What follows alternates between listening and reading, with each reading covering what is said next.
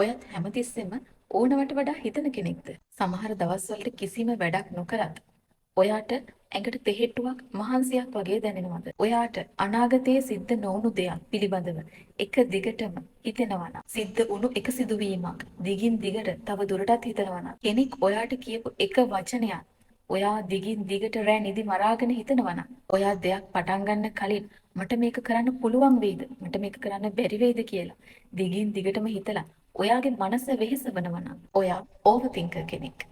එහෙම නැත්නම් ඕනවට වඩා හිතන කෙනෙක්. ඕවර් තින්කින් පාලනය කරගන්න ක්‍රම තුනක් අපිට අනුගමනය කරන්න පුළුවන්. ඔයාගේ හිතට එන හැම සිතුවිල්ලක්ම පොතක ලියලා තියාගන්න. ඒකෙන් සිද්ධ වෙන්නේ ඔයාගේ මනස දැඩි වෙහෙසක් දරලා කල්පනා කරන සිතුවිල්ල පොතක ලිව්වහම මනසින් ඒක නිදහස් වෙන එක. ඔයාට එන හැම සිතුවිල්ලක්ම හිතන්න දවසේ එක වෙලාවක් යොදා ගන්න. එතනදී ඔයාට පුළුවන් ඔයාගේ දවසේ අනිත් වැඩ කටයුතු ටික සාමාන්‍ය පරිදි කරගෙන ගිහිල්ලා හිතන්නට කාලය අඩු කරගන්න.